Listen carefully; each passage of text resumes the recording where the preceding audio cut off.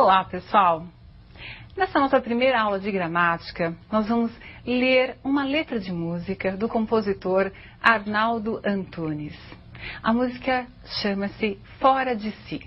Eu quero que vocês acompanhem os versos comigo e observem como ele se utilizou de recursos gramaticais para nos dar um determinado sentido.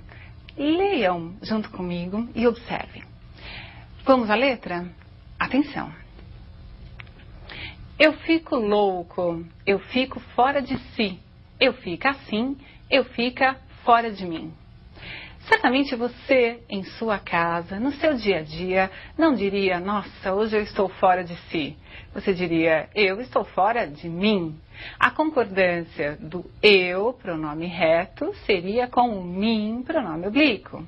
Mas o Arnaldo não fez isso. E depois ele fez outra concordância talvez estranha. Eu fica assim.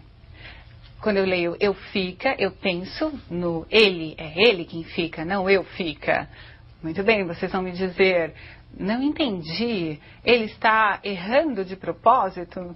Sim, ele está usando recursos gramaticais, mas para explicar o primeiro verso dessa letra de música. Eu fico louco.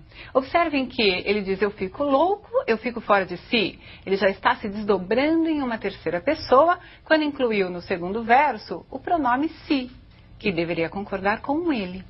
Depois ele diz eu fico assim. De novo ele incluiu a terceira pessoa, porque o fica concordaria com ele. E aí ele encerra, eu fica fora de mim. Ele criou mesmo essa terceira pessoa a ponto de dizer que o eu é um ente e o ele é outro ser. Ele se desdobrou e explicou o tal do primeiro verso, o eu fico louco. Estranho para você? Mas é assim que se deve ver a gramática. A gramática tem de ser um recurso para você experimentar possibilidades dentro da língua portuguesa e em quaisquer línguas que você vá aprender. Mas é necessário dominar primeiro essa ferramenta para que depois você explore esses recursos. Então você poderia me perguntar, por que eu vou estudar gramática? Aí está o meu conselho, leia na tela. Estudar a gramática é ampliar as possibilidades de expressão.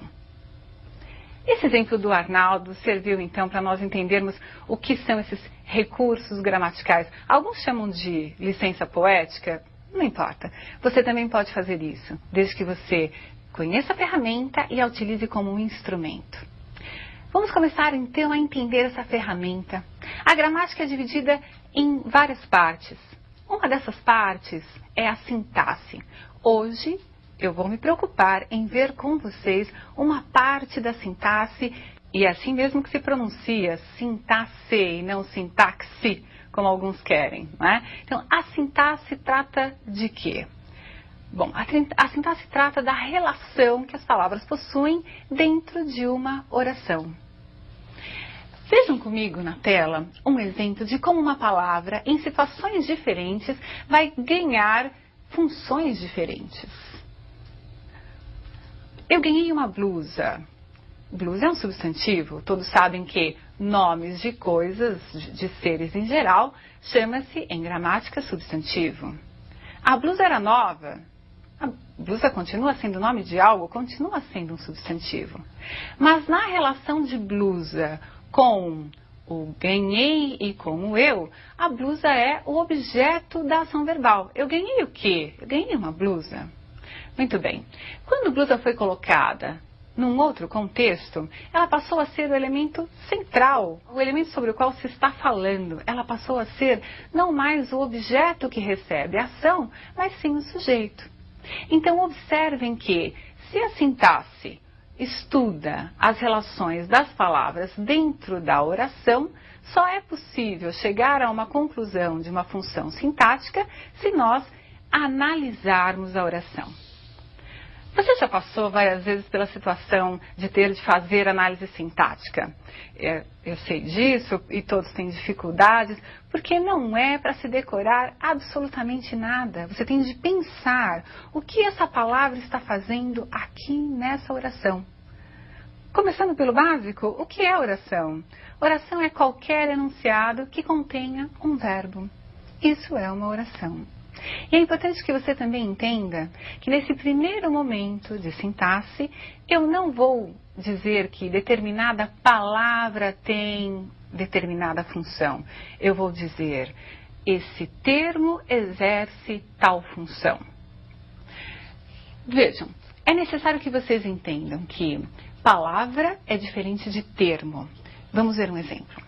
Leiam comigo o exemplo. A alta dos juros provocou a crise financeira. Se eu perguntasse a vocês quais são os elementos principais dessa oração, sobre o que estamos falando e o que estamos falando, vocês me diriam, estamos falando sobre a alta dos juros. Teríamos um sujeito. E o que estamos falando sobre a alta dos juros? Que essa alta provocou a crise financeira. Teríamos o predicado.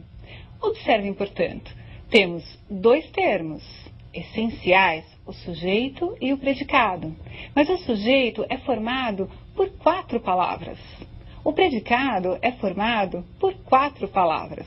Então, eu não vou me referir, na análise sintática, à palavra isoladamente. Vou me referir aos termos que compõem a oração. É claro que, em alguns momentos, nós vamos ter uma palavra representando um termo, mas não é necessariamente essa a equação. Guardem, portanto, que as partes da oração serão chamadas de termos. Vamos começar por um termo essencial? Vamos começar pelo estudo do sujeito? Eu acho que você já entendeu que sujeito é aquele termo, não é a palavra.